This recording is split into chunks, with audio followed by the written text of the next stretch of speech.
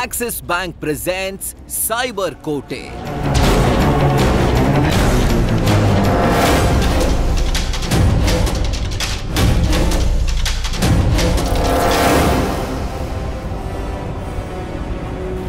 ನಮಸ್ಕಾರ, ನೀವು ನೋಡ್ತಾ ಇದ್ದೀರಾ ನ್ಯೂಸ್ ಫಸ್ಟ್ ವಿಶೇಷ ಕಾರ್ಯಕ್ರಮ ಸೈಬರ್ ಕೋಟೆ. ನಾನು ರಾಹುಲ್ ದಯಾನ್.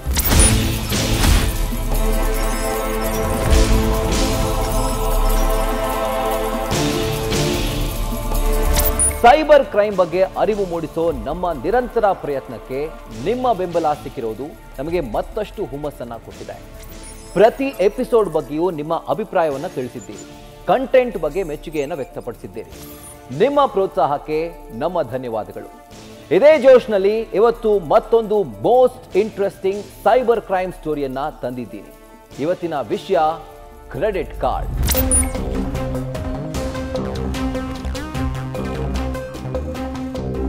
ಕ್ರೆಡಿಟ್ ಕಾರ್ಡ್ ಇವತ್ತು ಕೇವಲ ಎಮರ್ಜೆನ್ಸಿ ಯೂಸೇಜ್ ಆಗಿ ಉಳಿದಿಲ್ಲ.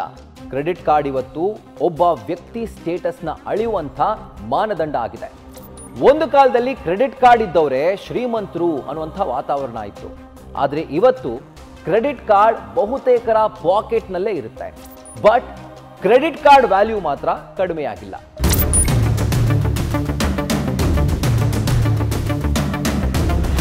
ಯಾರ ಬಳಿ ಅನ್ಲಿಮಿಟೆಡ್ ಕ್ರೆಡಿಟ್ ಕಾರ್ಡ್ ಇರುತ್ತೋ ಅವರೇ ಶ್ರೀಮಂತರು ಅನ್ನೋ ಹಣೆ ಪಟ್ಟಿಯಂತೂ ಈಸಿಯಾಗಿ ಬಂದ್ಬಿಡುತ್ತೆ. ಇವತ್ತು ಕ್ರೆಡಿಟ್ ಕಾರ್ಡ್ನ ಲಿಮಿಟ್ ಮೇಲೆ ಒಬ್ಬ ವ್ಯಕ್ತಿಯ ಸ್ಟೇಟಸ್ ಅಳೆಯೋ ಮಾನದಂಡವಂತೂ ಇರೋದು ನಿಜ. ಏರ್ಪೋರ್ಟ್ಗೆ ಹೋದ್ರಂತೂ ಕ್ರೆಡಿಟ್ ಕಾರ್ಡ್ ಇದ್ದವರಿಗೆ ವಿಶೇಷ ಫೆಸಿಲಿಟಿಗಳಂತೂ ಸಿಗುತ್ತೆ. ಇಂಟರ್ನ್ಯಾಷನಲ್ ಲಾಂಜ್, ಡೊಮೆಸ್ಟಿಕ್ ಲಾಂಜ್ಗೆ ಎಂಟ್ರಿ ಪಡ್ಕೊಂಡ್ರೆ ಅವರು ಕ್ರೆಡಿಟ್ ಕಾರ್ಡ್ನ ಸರಿಯಾಗಿ ಯೂಸ್ ಮಾಡ್ತಿದ್ದಾರೆ ಅಂತಾನೆ ಅರ್ಥ. ಕ್ರೆಡಿಟ್ ಕಾರ್ಡ್ ಯೂಸೇಜ್ ಜಾಸ್ತಿ ಮಾಡೋರಿಗೆ ಏರ್ಪೋರ್ಟ್ನ ಲಾಂಜ್ನಲ್ಲಿ ಬ್ರೇಕ್ಫಾಸ್ಟ್, ಲಂಚ್, ಡಿನ್ನರ್ ಮಾಡೋಕೆ ಎಂಟ್ರಿ ಸಿಗುತ್ತೆ. ಅದು ಕೆಲವೇ ರೂಪಾಯಿಗಳಲ್ಲಿ. ಈ ಎಲ್ಲ ಅಂಶಗಳಿಂದಾನೇ ಇವತ್ತು ಕ್ರೆಡಿಟ್ ಕಾರ್ಡ್ಗೆ ಸ್ಟೇಟಸ್, ವ್ಯಾಲ್ಯೂ ಬಂದಿರೋದು. ಹೀಗಾಗಿನೇ ಯುವ ಸಮೂಹ ಕ್ರೆಡಿಟ್ ಕಾರ್ಡ್ನ ಬ್ಯಾಂಕ್ಗಳಿಂದ ಪಡ್ಕೊಳ್ತಾರೆ. ಇವತ್ತು ಕ್ಯಾಶ್ಗಿಂತ ಕ್ರೆಡಿಟ್ ಕಾರ್ಡ್ ಇದ್ರೇನೆ ಅನುಕೂಲ ಜಾಸ್ತಿ ಅನ್ನೋದು ಎಷ್ಟೋ ಜನರಿಗೆ ಗೊತ್ತಿದೆಯೋ ಗೊತ್ತಿಲ್ವೋ, ನಮಗಂತೂ ಗೊತ್ತಿಲ್ಲ. ನೀವೇನಾದ್ರೂ ಹೋಮ್ ಅಪ್ಲಯನ್ಸ್ನ ತಗೋಬೇಕಾದ್ರೆ ಕ್ಯಾಶ್ ಕೊಟ್ರೆ ನಿಮಗೆ ಡಿಸ್ಕೌಂಟೇ ಸಿಗೋದಿಲ್ಲ. ಅದೇ ಕ್ರೆಡಿಟ್ ಕಾರ್ಡ್ ಯೂಸ್ ಮಾಡಿದ್ರೆ ಕ್ಯಾಶ್ ಬ್ಯಾಕು ಸಿಗುತ್ತೆ, ಡಿಸ್ಕೌಂಟು ಸಿಗುತ್ತೆ. ಈ ಎಲ್ಲ ಕಾರಣಗಳಿಗಾಗಿನೇ ಕ್ರೆಡಿಟ್ ಕಾರ್ಡ್ ಯೂಸೇಜ್ ಜಾಸ್ತಿ ಆಗಿರೋದು. ಅದೇ ರೀತಿ ಕ್ರೆಡಿಟ್ ಕಾರ್ಡ್ನಿಂದ ಸೈಬರ್ ಕ್ರೈಮ್ ಕೂಡ ಜಾಸ್ತಿ ಆಗ್ತಾನೆ ಇದೆ. ಈ ಪೈಕಿ ವಿಚಿತ್ರ, ವಿಭಿನ್ನವಾಗಿ ಮೋಸ ಹೋದವರು ಶ್ರೇಷ್ಠ ಸೇನೆ.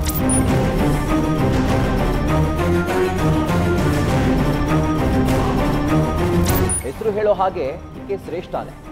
ಬೆಂಗಳೂರು ಮೂಲದ ಇಂಜಿನಿಯರಿಂಗ್ ಪದವೀಧರೆ.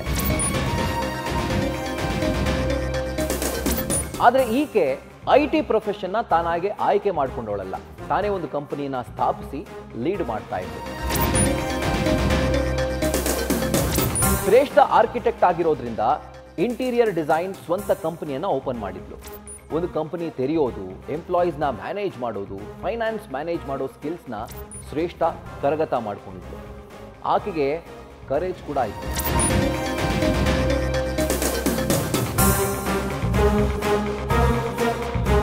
ಹಾಗಾಗಿನೇ ಶ್ರೇಷ್ಠ ಇಂಜಿನಿಯರಿಂಗ್ ಮುಗಿಸಿ ಇಂಡಸ್ಟ್ರಿ ಬಗ್ಗೆ ನಾಲೆಡ್ಜ್ ಅನ್ನ ಬೆಳೆಸ್ಕೊಂಡು ಕಂಪನಿನ ಶುರು ಮಾಡೇ ಬಿಟ್ಲು. ಅದೆಷ್ಟೋ ಮಂದಿ ಯಾವ ಕಂಪನಿಯಲ್ಲೂ ಎಕ್ಸ್ಪೀರಿಯನ್ಸ್ ಪಡ್ಕೊಳ್ದೆ ಕಂಪನಿ ಓಪನ್ ಮಾಡಿ ಸಕ್ಸಸ್ ಕಂಡಿರೋ ಎಕ್ಸಾಂಪಲ್ಸ್ ಬೇಕಾದಷ್ಟಿದ್ದಾವೆ. ಆ ಲಿಸ್ಟ್ನಲ್ಲಿ ಶ್ರೇಷ್ಠ ಕೂಡ ಒಬ್ಬರು.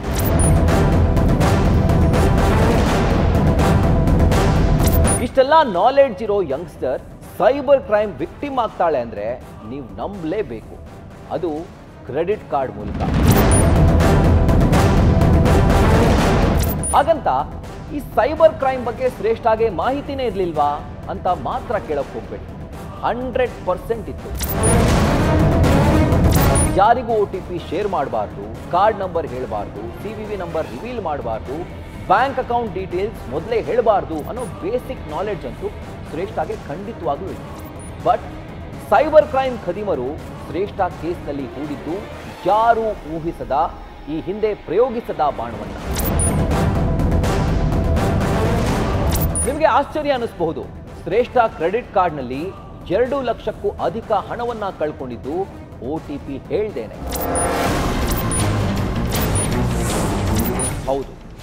OTP ಹೇಳ್ದೆ ಹಣ ಕಳ್ಕೊಂಡ ನತದೃಷ್ಟೇ ಈ ಶ್ರೇಷ್ಠ. ಇನ್ಫ್ಯಾಕ್ಟ್ ಇದು ಸೈಬರ್ ಕ್ರೈಮ್ ವಂಚಕರು ಅನುಸರಿಸಿದಂಥ ಭಯಾನಕ ಟ್ರಿಕ್.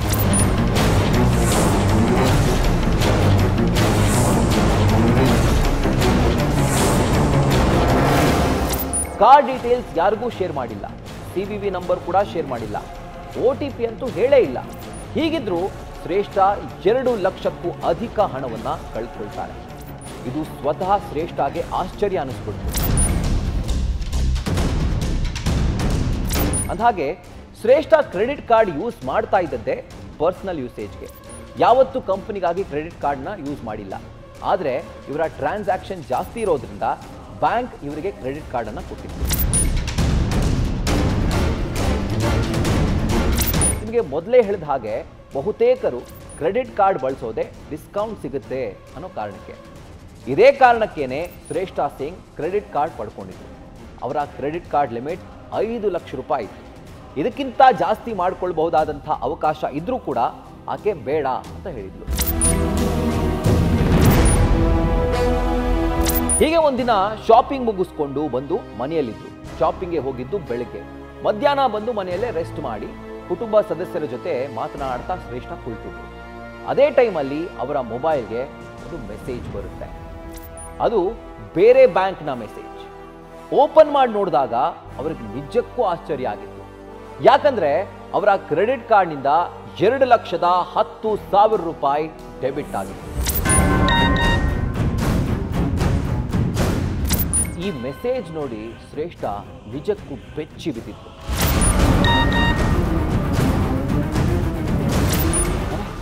ಕಾರ್ಡ್ ನನ್ನ ಹತ್ರನೇ ಇದೆ, ಯಾರಿಗೂ OTP ಶೇರ್ ಮಾಡಿಲ್ಲ, ನನಗೆ ಯಾವುದು ಕಾಲ್ ಕೂಡ ಬಂದಿಲ್ಲ, ಆದರೂ ಡೆಬಿಟ್ ಆಗಿದೆಯಲ್ಲ ಅಂತ ಭಯ ಪಟ್ಕೊಂಡು ಮನೆಯವರಿಗೆ ವಿಷಯವನ್ನು ತಿಳಿಸ್ತಾರೆ. ಆನಂತರ ಮೊಬೈಲ್ ಆ್ಯಪ್ನಲ್ಲಿ ಕ್ರೆಡಿಟ್ ಕಾರ್ಡ್ನ ಬ್ಲಾಕ್ ಮಾಡಿಬಿಡ್ತಾರೆ. ಆನಂತರ ಹತ್ರನೇ ಇರೋ ಬ್ಯಾಂಕ್ ಬ್ರಾಂಚ್ಗೆ ಹೋಗಿ ಈ ರೀತಿ ಆಗಿದೆ ಅಂತ ವಿವರಣೆ ಕೊಡ್ತಾರೆ. ಬ್ಯಾಂಕ್ನ ಸಿಬ್ಬಂದಿ ಸೀದಾ ಸೈಬರ್ ಕ್ರೈಮ್ ಖದೀಮರು ಕೈಚಳಕ ತೋರಿಸಿದ್ದಾರೆ ಅಂತ ಕನ್ಫರ್ಮ್ ಮಾಡಿಕೊಂಡು ಕೂಡಲೇ ಸೈಬರ್ ಕ್ರೈಮ್ ಪೊಲೀಸ್ ಠಾಣೆಗೆ ಹೋಗುವಂತೆ ಅವರು ಸೂಚಿಸುತ್ತಾರೆ. ನಿಜಕ್ಕೂ ಶ್ರೇಷ್ಠ ಸಿಂಗ್ಗೆ ಆಘಾತ ಆಗಿತ್ತು. ತಿಂದಿಲ್ಲ ಉಂಡಿಲ್ಲ 2,10,000 ರೂಪಾಯಿ ಹೋಯ್ತಲ್ಲ ಅಂತ ಸಖತ್ ಬೇಜಾರಾಗಿತ್ತು. ಆದರೆ ಬ್ಯಾಂಕ್ನವರು ಹೇಳಿದ ಮತ್ತೊಂದು ವಿಚಾರ ಕೇಳಿ ಆಕೆ ಹಬ್ಬ ಅಂತ ನಿಟ್ಟುಸಿಬಿಟ್ಟು. ಅದೇನು ಅಂದರೆ ಯಾವಾಗ ಮೆಸೇಜ್ ಬಂತು ಶ್ರೇಷ್ಠ ಆ ಕೂಡಲೇ ಕ್ರೆಡಿಟ್ ಕಾರ್ಡ್ನ ಬ್ಲಾಕ್ ಮಾಡಿಸಿದ್ದಾರೆ. ಆದರೆ ಬ್ಲಾಕ್ ಆದ ನಂತರ ಕೂಡ ಈ ಖದೀಮರು ಮತ್ತೊಂದು ಅಟೆಂಪ್ಟ್ ಮಾಡಿದ್ರು.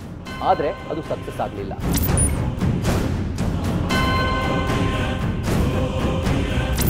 ಈ ವಿಚಾರವನ್ನ ಶ್ರೇಷ್ಠಗೆ ಬ್ಯಾಂಕ್ ಸಿಬ್ಬಂದಿ ಹೇಳಿದ ಮೇಲೆ ಆಕೆ ಅಬ್ಬಾ ಅಂತ ಅಂದ್ಕೊಂಡು ಪೊಲೀಸ್ ಸ್ಟೇಷನ್ಗೆ ಹೋಗ್ತಾರೆ.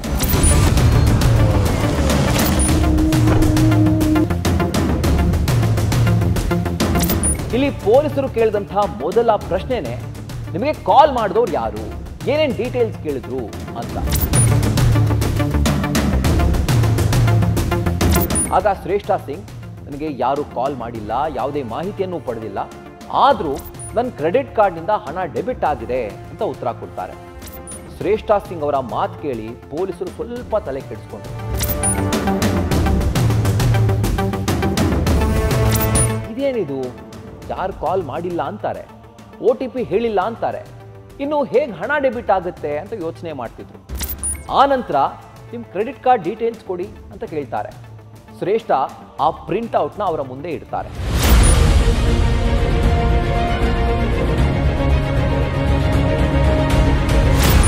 ಬ್ಯಾಂಕಿಂಗ್ ಡೀಟೇಲ್ಸ್ನಲ್ಲಿದ್ದಂಥ ವಿವರ ನೋಡಿದಂಥ ಪೊಲೀಸರು ಓಹೋಹೋ ಇದು ಹೊಸ ಮಾರ್ಗ, ಇದು ಸೈಬರ್ ಕ್ರೈಮ್ ವಂಚಕರು ಹೊಸ ಸ್ಟ್ರಾಟರ್ಜಿ ಯೂಸ್ ಮಾಡ್ತಿದ್ದಾರೆ ಅನ್ನೋದು ಅವರಿಗೆ ಕನ್ಫರ್ಮ್ ಆಯಿತು.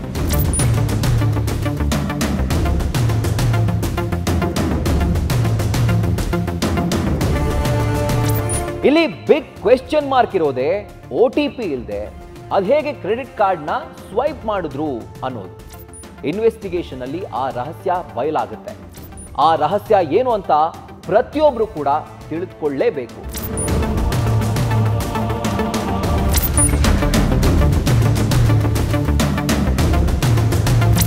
ಹಾಗಾದ್ರೆ ಶ್ರೇಷ್ಠಾ ಸಿಂಗ್ ಹಣ ಕಳ್ಕೊಂಡಿದ್ದು ಹೇಗೆ? ಈ ಎಂಟೈರ್ ಎಪಿಸೋಡ್ನಲ್ಲಿ ಅತಿ ದೊಡ್ಡ ಪ್ರಶ್ನಾರ್ಥಕ ಚಿಹ್ನೆ ಅಂದ್ರೆ ಇದೇ ನೋಡಿ. ಹೊಸ ವಿಚಾರ ಏನು ಅಂತಂದ್ರೆ, ಈ ಸೈಬರ್ ಕ್ರೈಮ್ ಆದ್ರೂ ಖದೀಮರು ಹೊಸ ಟ್ರಿಕ್ನ ಬಳಸಿದ್ದಾರೆ. ಅದೇ ಬೈಪಾಸ್ OTP. ಹೌದು, OTP ಇಲ್ದೇನೆ ಕ್ರೆಡಿಟ್ ಕಾರ್ಡ್ನಿಂದ ಹಣ ದೋಚುವಂತ ಹೊಸ ಮಾರ್ಗ ಇದೆ. ಹಾಗಾದ್ರೆ ಹೇಗೆ ಅನ್ನುವಂಥ ಪ್ರಶ್ನೆಗೆ ಉತ್ತರ ಇಲ್ಲಿದೆ ನೋಡಿ. ಯಾವುದೇ ಕ್ರೆಡಿಟ್ ಕಾರ್ಡ್ನಿಂದ ಹಣ ದೋಚಬೇಕಾದ್ರೆ ಅಥವಾ ಇ-ಕಾಮರ್ಸ್ ಪ್ಲಾಟ್ಫಾರ್ಮ್ನಿಂದ ಏನಾದರೂ ಪರ್ಚೇಸ್ ಮಾಡಬೇಕು ಅಂತಾದ್ರೆ credit card details compulsory. Card details ಇಲ್ಲೇ ಏನು ಮಾಡೋಕ್ಕಾಗಲ್ಲ. ಖದೀಮರು ಕ್ರೆಡಿಟ್ ಕಾರ್ಡ್ ಡೀಟೇಲ್ಸ್ನ ಫಿಶಿಂಗ್ ಕಾಲ್, ಫೇಕ್ ಕಸ್ಟಮರ್ ಕೇರ್ ನಂಬರ್ಸ್ ಜೊತೆಗೆ ಲೀಕ್ಸ್ ಡೇಟಾ ಇಂದ ಪಡಿತಾರೆ. ಕೆಲವು ಖದೀಮರು ಅದ್ಯಾಗೋ ಅನ್ಯ ಮಾರ್ಗದಿಂದ ಡೀಟೇಲ್ಸ್ ಅನ್ನ ಪಡ್ಕೊಂಡು ಬಿಡ್ತಾರೆ. ಆಶ್ಚರ್ಯ ಅಂತಂದ್ರೆ OTP ಇಲ್ದೇನೆ ಟ್ರಾನ್ಸಾಕ್ಷನ್ ಮಾಡೋದಕ್ಕೆ ಅವರು advance hacking technique tap to pay fraud ಇದನ್ನ ಉಪಯೋಗಿಸ್ತಾರೆ. ಕಾರ್ಡ್ ಯೂಸ್ ಮಾಡೋ ಬದಲು ಕಾಂಟ್ಯಾಕ್ಟ್ಲೆಸ್ ಪೇಮೆಂಟ್ ಮೆಥಡ್ನ ಅವರು ಉಪಯೋಗಿಸ್ಕೊಂಡು ಹಣ ದೋಚ್ತಾರೆ. ನಿಮಗೆಲ್ಲ ಗೊತ್ತಿರೋ ಹಾಗೆ 5,000ಕ್ಕಿಂತ ಕಡಿಮೆ ಇರುವಂತಹ ಟ್ರಾನ್ಸಾಕ್ಷನ್ಗೆ OTP ಅಗತ್ಯನೇ ಇಲ್ಲ. ಆದರೆ ಈ ಕ್ರಿಮಿನಲ್ಗಳು ಸಿಸ್ಟಮ್ನ ಮ್ಯಾನಿಪುಲೇಟ್ ಮಾಡಿ OTP ಇಲ್ದೇನೆ ದೊಡ್ಡ ದೊಡ್ಡ ಟ್ರಾನ್ಸಾಕ್ಷನ್ ಮಾಡಿಬಿಡ್ತಾರೆ.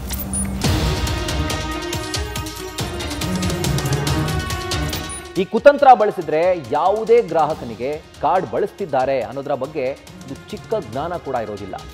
ಮೆಸೇಜ್ ಬಂದಾಗ ಮಾತ್ರನೇ ಅವ್ರಿಗೆ ತಿಳಿಯೋದು. ಹಾಗಾಗಿನೇ ಶ್ರೇಷ್ಠಾ ಸಿಂಗ್ ಕೇಸ್ನಲ್ಲಿ ಆಕೆಗೆ ಸೈಬರ್ ಕ್ರೈಮ್ ಖದೀಮರು ತನ್ನ ಬೆನ್ನ ಹಿಂದೆ ಏನೆಲ್ಲ ಮಾಡ್ತಿದ್ದಾರೆ ಅನ್ನೋದರ ಬಗ್ಗೆ ಗೊತ್ತೇ ಇರಲಿಲ್ಲ. Disable tap to pay NFC contact lens transactions on your credit card if you don't regularly use them.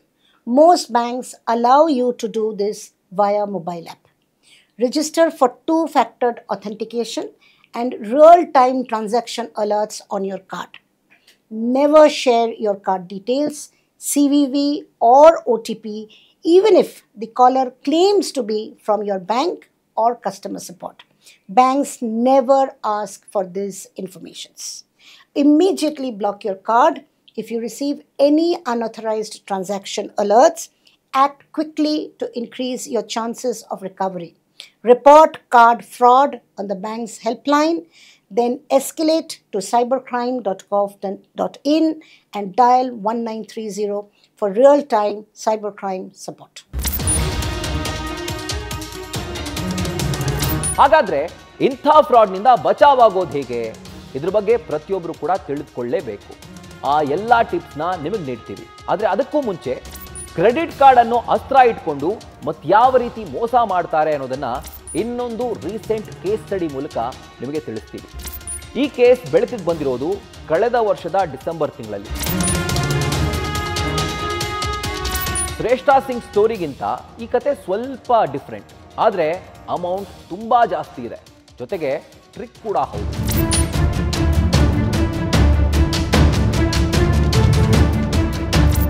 Victim ಹೆಸರು ಟಿ ರಾಜೇಶ್ ಕುಮಾರ್ ಅಂತ.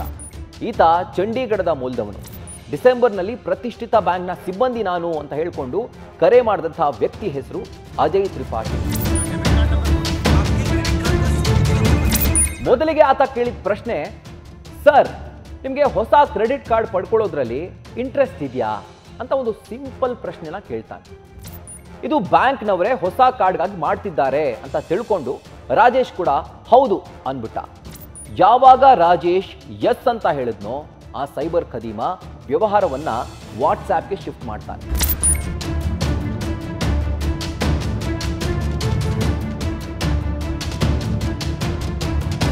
ಪರ್ಸನಲ್ ಚಾಟ್ ಆರಂಭಕ್ಕೂ ಮುನ್ನ ಹೊಸ ಕ್ರೆಡಿಟ್ ಕಾರ್ಡ್ ಪಡೆಯೋಕೆ ಏನೇನು ಬೇಕು, ನಿಮಗೆ ಯಾವ ರೀತಿಯ ಕಾರ್ಡ್ ಸಿಗ್ತಾ ಇದೆ, ಅದರ ಬೆನಿಫಿಟ್ಸ್ ಏನು ಅನ್ನೋ ಡೀಟೇಲ್ಸ್ ಅನ್ನ ಕಳಿಸಿದ್ದ.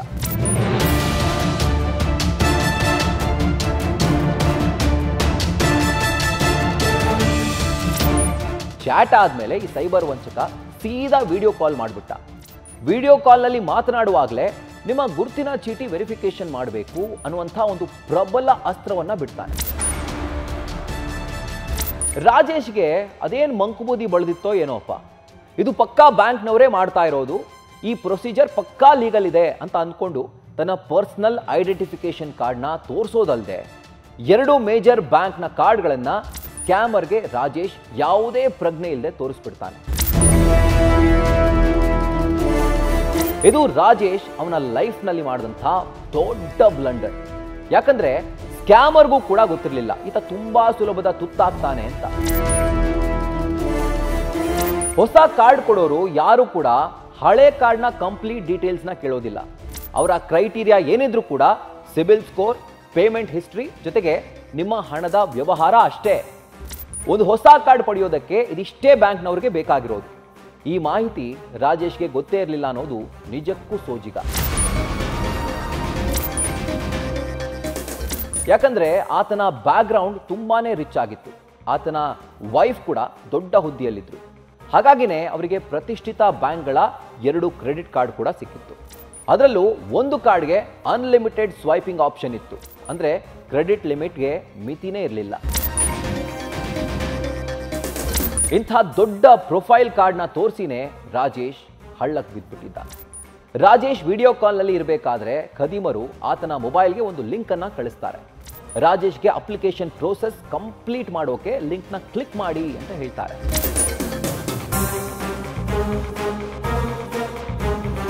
ನಿಮಗೆ ಆಶ್ಚರ್ಯ ಅನಿಸಬಹುದು. ರಾಜೇಶ್ ಲಿಂಕ್ನ ಕ್ಲಿಕ್ ಮಾಡಿದ ಕೆಲವೇ ಸೆಕೆಂಡ್ಗಳಲ್ಲಿ ಆ 2 ಕಾರ್ಡ್ಗಳಿಂದ 6 ಟ್ರಾನ್ಸಾಕ್ಷನ್ ಆಗೇ ಬಿಡುತ್ತೆ. ಒಂದು ಕಾರ್ಡ್ನಲ್ಲಿ 8,69,400 ರೂಪಾಯಿ ಡೆಬಿಟ್ ಆಗುತ್ತೆ. ಖದೀಮರು ರಿಲಯನ್ಸ್ ರಿಟೇಲ್ನಲ್ಲಿ ಸ್ವೈಪ್ ಮಾಡಿದ್ರು.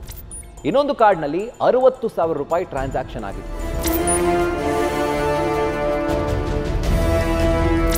ಯಾವಾಗ 6 ಟ್ರಾನ್ಸಾಕ್ಷನ್ ನಡೆಯಿತೋ ರಾಜೇಶ್ಗೆ ಮೆಸೇಜ್ ಬಂತು. ಆಗ ತಕ್ಷಣವೇ ಕಾರ್ಡ್ನ ಬ್ಲಾಕ್ ಮಾಡಿಬಿಟ್ಟ. ಬ್ಲಾಕ್ ಆಗೋ ಮುನ್ನಾನೆ 9,30,000 ರೂಪಾಯಿ ಖತಮ್ ಆಗ್ಬಿಟ್ಟಿತ್ತು. ಅಲ್ಲಿಗೆ ಹೊಸ ಕಾರ್ಡ್ ಪಡೆಯೋಕೆ ಮುಂದಾಗಿದ್ದ ರಾಜೇಶ್ಗೆ ಸೈಬರ್ ಖದೀಮರು ದೊಡ್ಡ ಬರೆನೇ ಎಳೆದ್ಬಿಟ್ಟಿದ್ರು.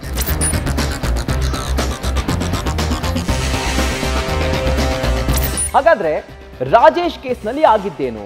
ಇಲ್ಲಿ ಸ್ಕ್ಯಾಮರ್ಗಳು ಕಳಿಸಿದಂಥ ಲಿಂಕ್ ಅಸಲಿಗೆ ಮೆಲಿಷಿಯಸ್ ಸಾಫ್ಟ್ವೇರ್ ಇರುವಂಥದ್ದು. ಈ ಲಿಂಕ್ನ ಕ್ಲಿಕ್ ಮಾಡಿದ ತಕ್ಷಣ ಸೆಕ್ಯೂರಿಟಿ ಲೇಯರ್ಸ್ಗಳನ್ನ ಬೈಪಾಸ್ ಮಾಡಬಹುದು. ಕಾರ್ಡ್ ಡೀಟೇಲ್ಸನ್ನು ಈಸಿಯಾಗಿ ಪಡ್ಕೋಬಹುದು. OTP ಈಸಿಯಾಗಿ ಅವರ ಡಿವೈಸ್ಗೆ ವರ್ಗಾಯಿಸ್ಕೊಳ್ಬಹುದು.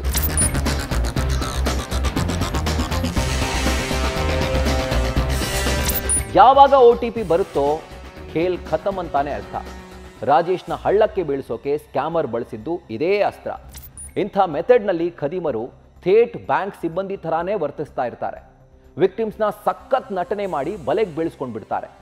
ಇವರು ಕೇವಲ ಕಳ್ಳರು ಮಾತ್ರ ಅಲ್ಲ, ಮಹಾನ್ ನಟರು ಕೂಡ.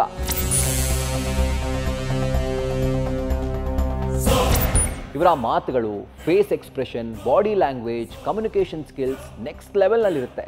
ಹೀಗಾಗಿನೇ ಇವತ್ತಿಗೂ ಅನೇಕ ಎಜುಕೇಟೆಡ್ಗಳೇ ಮೋಸ ಹೋಗ್ತಿದ್ದಾರೆ. ಅಂದಹಾಗೆ ಇಂಥ ವಂಚಕರಿಂದ ಸುರಕ್ಷಿತವಾಗಿರೋದು ಹೇಗೆ? ಇದೇ ಇಲ್ಲಿ ತುಂಬಾನೇ ಇಂಪಾರ್ಟೆಂಟ್ ಆಗಿರುವಂಥ ಮ್ಯಾಟರ್. ಕ್ರೆಡಿಟ್ ಕಾರ್ಡ್ ಕೊಡ್ತೀವಿ ಅಂತ ಯಾರೇ ಕಾಲ್ ಮಾಡಿದ್ರು, ತಾನು ಬ್ಯಾಂಕ್ ಅಫಿಷಿಯಲ್ ಅಂತ ಹೇಳ್ಕೊಂಡ್ರು ಕೂಡ ಮುಂದಿನ ಪ್ರಕ್ರಿಯೆ ಶುರು ಮಾಡೋ ಮುನ್ನ 1000 ಬಾರಿ ಯೋಚನೆ ಮಾಡಬೇಕು.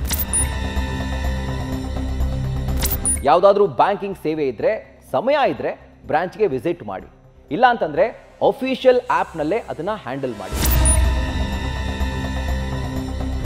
ಇನ್ನೊಂದು ವೆರಿ ಇಂಪಾರ್ಟೆಂಟ್ ವಿಷಯ ಇದೆ. ನಿಮ್ಮ ಕಾರ್ಡ್ ಡೀಟೇಲ್ಸ್ ಶೇರ್ ಮಾಡಲೇಬಾರ್ದು. CVV number, OTP, card number, card validity ಮಾಹಿತಿ ಗೌಪ್ಯವಾಗಿಟ್ಕೊಳ್ಳಿ. ಒಂದಂತೂ ಗಮನದಲ್ಲಿಟ್ಕೊಳ್ಳಿ, ಬ್ಯಾಂಕ್ನ ಸಿಬ್ಬಂದಿ ಯಾವುದೇ ಮಾಹಿತಿ ಕೇಳೋದೇ ಇಲ್ಲ. ಹೊಸ ಕಾರ್ಡ್ ಪಡಿಬೇಕಾದ್ರೆ ತುಂಬಾ ಜಾಗರೂಕರಾಗಿರಬೇಕು. ಆ್ಯಂಡ್ ನಿಮಗೆಲ್ಲ ಗೊತ್ತಿರೋ ಹಾಗೆ ನೀವು ಸೈಬರ್ ಕ್ರೈಮ್ ಹೆಲ್ಪ್ಲೈನ್ ನಂಬರ್ 1930ಗೆ ಕರೆ ಮಾಡಿ, ಅಥವಾ ನ್ಯಾಷನಲ್ ಸೈಬರ್ ಕ್ರೈಮ್ ಪೋರ್ಟಲ್ ಆಗಿರುವಂಥ cybercrime.gov.in ಇಲ್ಲಿ ದಿನದ 24 ಗಂಟೆ ಕೂಡ ದೂರನ್ನ ದಾಖಲು ಮಾಡಬಹುದು. ಇನ್ನೊಂದು ಆಪ್ಷನ್ ಕೂಡ ಇದೆ, ಹತ್ತಿರದ ಪೊಲೀಸ್ ಸ್ಟೇಷನ್ಗೆ ಹೋಗಿ ದೂರನ್ನ ದಾಖಲಿಸಿ. ಇದೆಲ್ಲದರ ಜೊತೆಗೆ ಪ್ರತಿ ಭಾನುವಾರ ರಾತ್ರಿ 9:30ಕ್ಕೆ ಮತ್ತು ಸೋಮವಾರ ಬೆಳಗ್ಗೆ 11:30ಕ್ಕೆ ತಪ್ಪದೆ ಸೈಬರ್ ಕೋಟೆ ಪ್ರೋಗ್ರಾಂ ನೋಡಿ. ನಿಮ್ಮನ್ನ ಯಾವ ಸೈಬರ್ ಕ್ರೈಮ್ ಸ್ಕ್ಯಾಮರ್ ಕೂಡ ಟಚ್ ಮಾಡೋಕ್ಕಾಗೋದಿಲ್ಲ. ಇದಾಗಿತ್ತು ಹೊತ್ತಿನ ವಿಶೇಷ. ಕ್ಷಣ ಕ್ಷಣದ ಮಾಹಿತಿಗಾಗಿ ನೋಡ್ತಾ ಇರಿ ನ್ಯೂಸ್ ಫಸ್ಟ್, ನಿರ್ಭೀತಿಯಿಂದ ನಿಮ್ಮ ಪರವಾಗಿ.